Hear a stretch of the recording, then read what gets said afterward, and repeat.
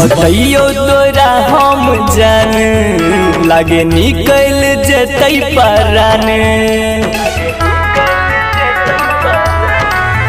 कि बतैयो तोरा हम जान लागे निकल जतै परान साथ छूट गेल तोहर माथा फूट गेल हमर साथ छूट गेल तोहर माथा फूट गेल हमर रहल जाइया नहीं बैसल में गे याद कर पाबो तोहर सुतल में गे जियो जानो हम हॉस्पिटल में गे याद कर पाबो तोहर सुतल में गे जियो जानो हम हॉस्पिटल में गे।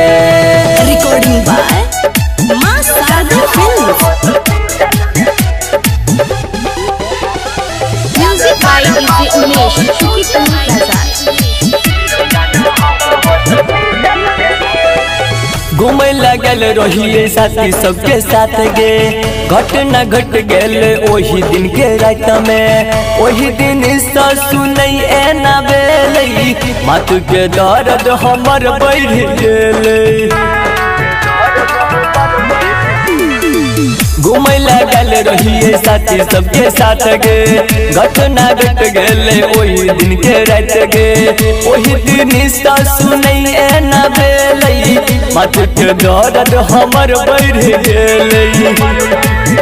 हम छियो मजबूर रह सकबौ ने दूर हम छियो मजबूर रह सकबौ ने दूर टेंशन होइया तोरे हमरा दिल याद कर पाबो तोहर सुतल में गे छियो जानो हम हॉस्पिटल में गे याद कर पाबो तोहर सुतल में गे छियो जानो हम हॉस्पिटल में गे।